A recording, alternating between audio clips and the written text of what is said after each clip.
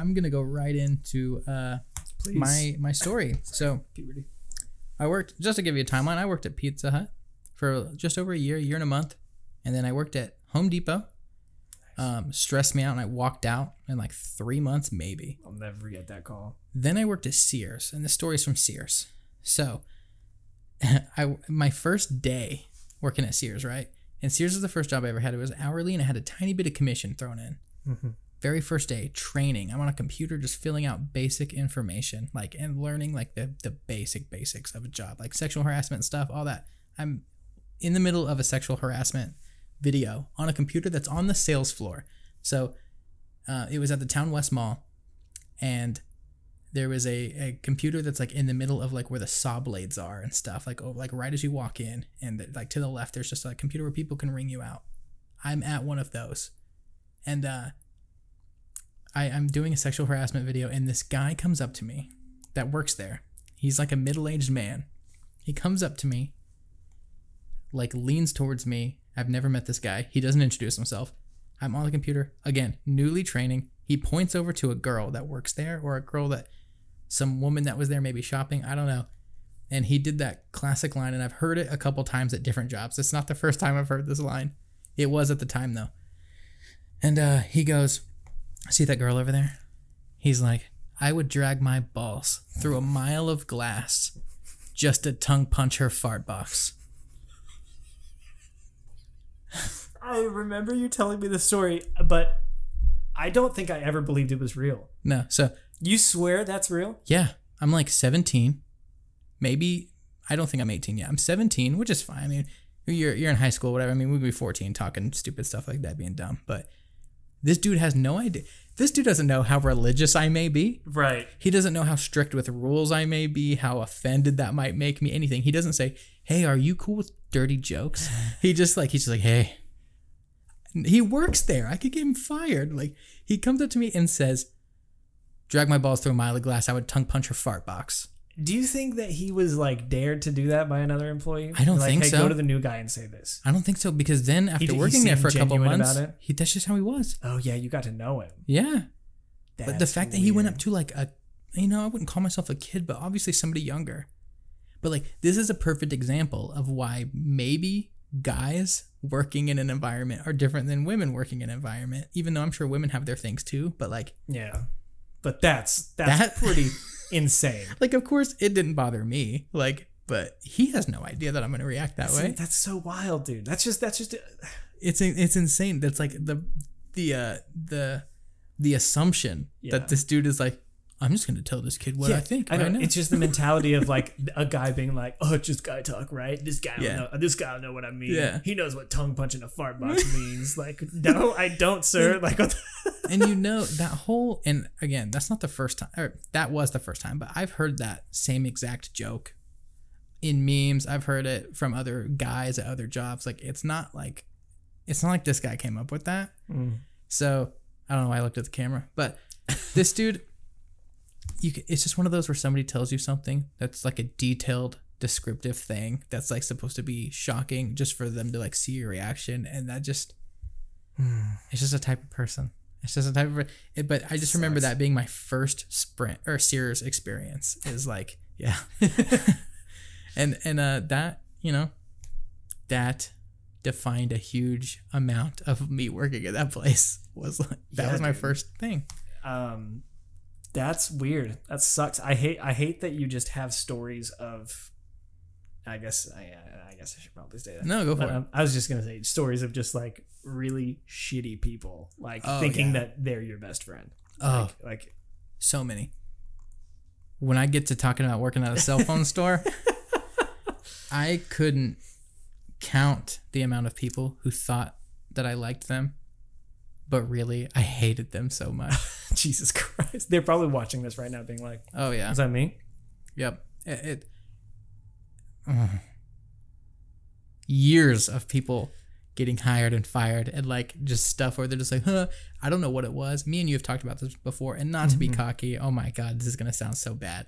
But like, people gravitate towards us kind of. I'm not going to lie. Yeah. They do. Yeah. Like, and that when I'm at work, I don't know if it's because I'm standoffish and I do not care. If there's a new person, I don't talk to them for like a week because I don't know if it's worth even talking to them yet because they might be gone. I feel that though. And it's not, I don't think it's cocky. It's us just being like self-aware that we have, I mean, we're pretty open with people. I feel like we give everybody a chance, and personality wise, I feel like it's better than being an asshole. So no matter what, people are going to.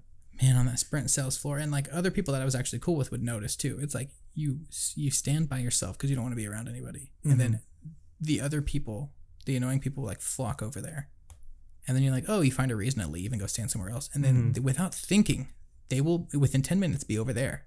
Like, I don't know what it is. Like joking with you, you didn't start a conversation. They will butt themselves into a conversation you're having, like they were there, like a movie or a show. Like it was Or they'll just come up to you, stand there for like 10 seconds quiet and be like, so, and then say something else. Damn. And you're like, Lee, why are you here? Like, I don't know, man. Just, I can't go into cell phone stuff right now because there's too much. I know. I'll say that for the expose later. After Sears, I worked at Target Mobile. That's right. Just to give a little history. And I worked there for like a few months. And then I then I got my first full-time job at a cell phone store named Sprint. Okay. Target, when you worked at Target, that was an interesting time for me because like we weren't hanging out a lot outside, but like I remember going to Target several times just to meet up with you and hang out there. Like we would just walk around for a little bit and shit, right? Yeah. And there were times where like I remember seeing you when I was just shopping there. It's weird. It's weird to think about that was a time in our lives where like I go there and I see you and I'm like, oh, what's up, dude? And we like walk around and talk for a little bit. And just, all right, see ya. To put a scope of, okay, well, Cameron, when did you work at Target? It was, depending on how old you are, it is exactly when Rage comics were funny. That's a perfect. Oh my God, dude, I forgot about Rage comics. Like Rage comics, which are just like basically like they're the beginning, like, you know, I could be wrong. Meme enthusiasts are going to call me out, but, like that's pretty much like the beginning of when memes were becoming a thing. That's how I remember it too. Yeah. And they all kind of first comics. You know, the common memes that we all know today, like kind of come from that born out of the era. Ashes of Rage comics. And it now you look back and you're like, it's cringy or whatever. But like I remember one time my sister made cupcakes. It was when she started doing her stuff, and she made me Rage comic cupcakes that had like the faces on them. When I worked at Sprint, I hadn't been there very long. Like it was still that time. But anyway, that's irrelevant. I was just putting a scope of when. I mean, I started working at a cell phone store, and I go back and forth between being comfortable with saying Sprint and a cell phone store. 2012. Damn. June 4th, 2012 is when I started working at Sprint. That's weird that you remember that. Yeah. That was my first full-time job. Damn. I went from the zoo to Family Video, and I got an assistant manager position there.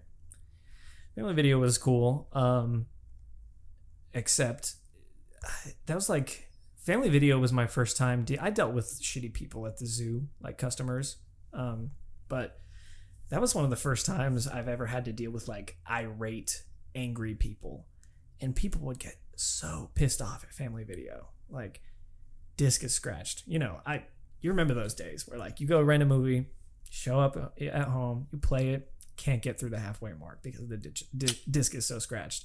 I understand that that's an issue and that's infuriating. But just like every other job, especially like customer service shit, you have to realize that the person that you want to yell at has no responsibility for what issue you have right now.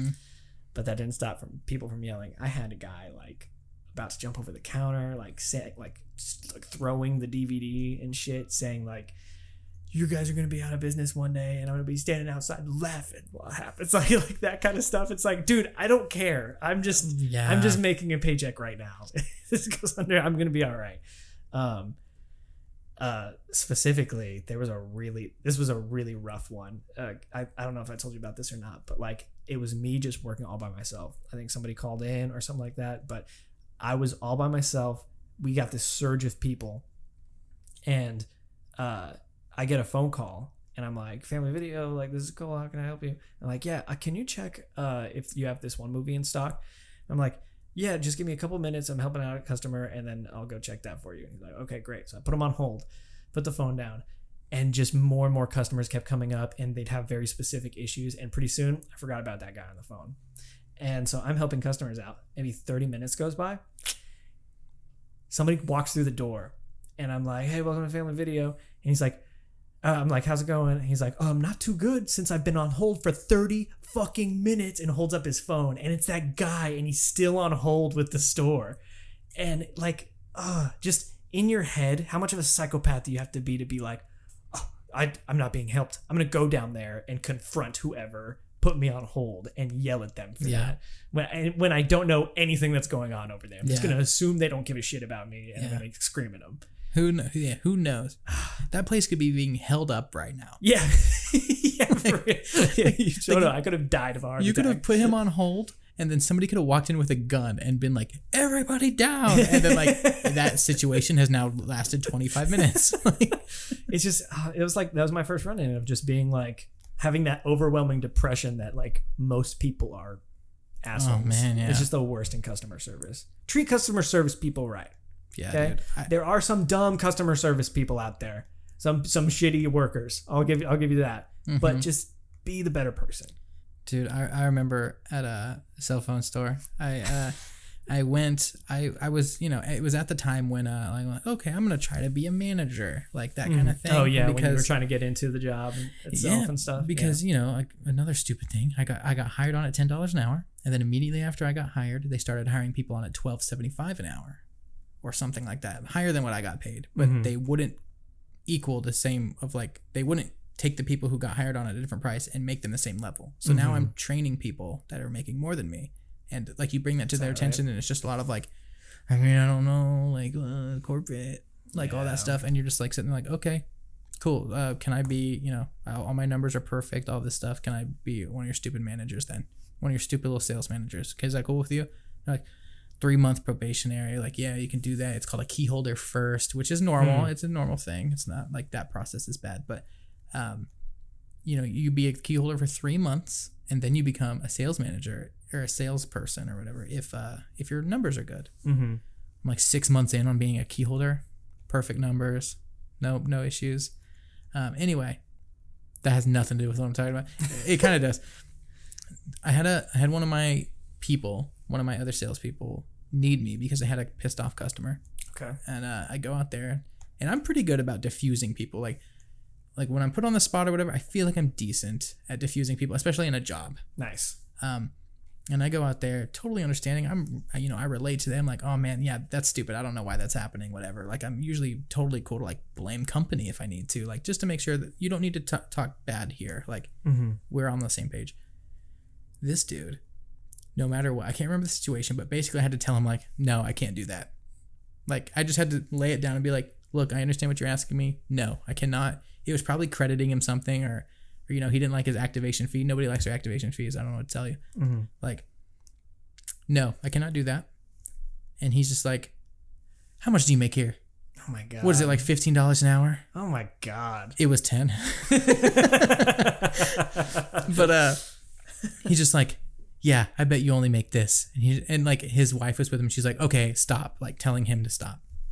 And I just tell him, all right, dude, just get out. Like if that's how you're going to act or whatever. And he starts screaming in the store, talking about like how poor we all must be. Like all this stuff, like how he makes this much money a year. Like, oh my God, do we think we're all special and everything? He goes outside, spits on the window next to the register we were at. Jesus. And like his wife's pulling him away. What a child. Because he didn't get what he wanted. Oh my God. Which was probably $30.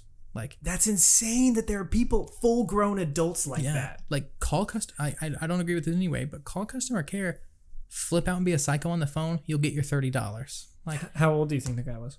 Oh, he was at least 30. Damn. Yeah. I mean, he probably was 35. Isn't there something empowering though about having the authority to be able to say, get out? Yeah. But like that's what pisses him off. Yep. That's what pisses him off is some authority. Kid is like, no.